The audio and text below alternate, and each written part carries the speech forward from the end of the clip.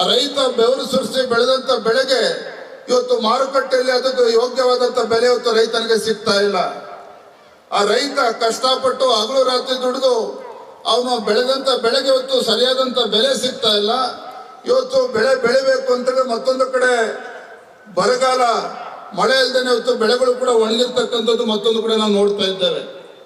ಮತ್ತೊಂದು ಕಡೆ ನಮ್ಮ ರೈತರು ಮಕ್ಕಳು ಯಾವ ಪರಿಸ್ಥಿತಿಗೆ ಬಂದಿದ್ದೇವೆ ನಾವು ಅಂತ ಹೇಳಿದ್ರೆ, ನಾವು ರೈತರು ಮಕ್ಕಳು ಅಂತ ಹೇಳ್ಕೊಳ್ಳೋಕ್ಕೂ ಕೂಡ ನಮ್ಮ ಮಕ್ಕಳು ಇವತ್ತು ಸಂಕೋಚ ಆಗ್ತಾ ಇರ್ತಕ್ಕಂಥದ್ದು. ಅಂದ್ರೆ ಈ ರೀತಿ ಒಂದು ಕ್ಲಿಷ್ಟಕರ ಕಾಲಘಟ್ಟದಲ್ಲಿ ನಾವೆಲ್ಲರೂ ಕೂಡ ನಾವು ಬಂದು ನಿಂತಿದ್ದೇವೆ.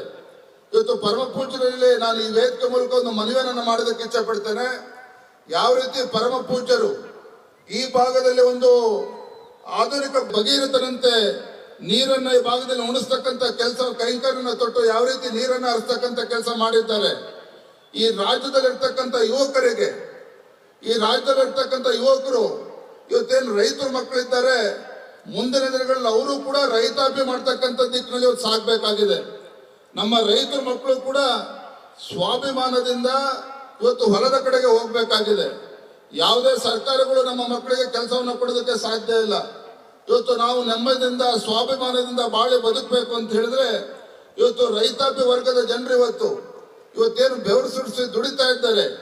ನಮ್ಮ ಮಕ್ಕಳುಗಳು ಕೂಡ ಆ ರೈತರ ನಮ್ಮ ರೈತರು ಯಾವ ರೀತಿ ಕಷ್ಟಪಟ್ಟು ದುಡಿತಾ ಇದ್ದಾರೆ ಆ ದಿಕ್ಕಲ್ಲಿ ನಮ್ಮ ಮಕ್ಕಳು ಕೂಡ ಕರೆದುಕೊಂಡು ಹೋಗ್ತಕ್ಕಂಥ ಕೆಲಸ ಆಗ್ಬೇಕಾಗಿದೆ. ಅದು ಆಗ್ಬೇಕು ಅಂತ ಹೇಳಿದ್ರೆ ಪರಮ ಪೂಜ್ಯ ಜಗದ್ಗುರುಗಳ ನೇತೃತ್ವದಲ್ಲಿ ಇಂದಿನ ಯುವ ಪೀಳಿಗೆಗೆ ಈ ರೈತಾಪಿ ಜನರ ಬಗ್ಗೆ ಮತ್ತು ಇವತ್ತು ರೈತ ಯಾವ ರೀತಿ ಕಷ್ಟಪಟ್ಟು ದುಡಿತಿದ್ದಾನೆ ಮತ್ತು ದೇಶಕ್ಕೆ ಹಿಡಿದು ಅನ್ನವನ್ನ ಕೊಡ್ತಕ್ಕಂಥ ರೈತ ಎಷ್ಟು ಮುಖ್ಯ ಅಂತಕ್ಕಂಥದ್ದನ್ನ ಇಂದಿನ ಯುವ ಪೀಳಿಗೆ ನಾವು ತಿಳಿಸಿ ಹೇಳಬೇಕಾಗಿದೆ. ಆಗ ಮಾತ್ರ ಇವತ್ತು ಯುವಕರು ಕೂಡ ಇವತ್ತು ಹೊಲಕ್ಕೆ ಹೋಗ್ತಕ್ಕಂಥ ಸಂದರ್ಭ ಸೃಷ್ಟಿ ಆಗ್ತದೆ. ಇವತ್ತು ಯಾವುದೇ ಆಧುನಿಕ ತಂತ್ರಜ್ಞಾನದ ಮಧ್ಯೆ ಕಳೆದು ಹೋಗ್ತಾ ಇರ್ತಕ್ಕಂಥ ಯುವ ಜನತೆ ಇವತ್ತು ಆಧುನಿಕ ತಂತ್ರಜ್ಞಾನದ ಭರಾಟೆಯಲ್ಲಿ ಕಳೆದು ಹೋಗ್ತಾ ಇರ್ತಕ್ಕಂಥ ಯುವ ಜನತೆ ಇವತ್ತು ತಂದೆ ತಾಯಂದ್ರೆ ಗೌರವ ಕೊಡ್ತಕ್ಕಂಥದ್ದು ಕೂಡ ನಾವು ಮರಿತಾ ಇದ್ದೇವೆ.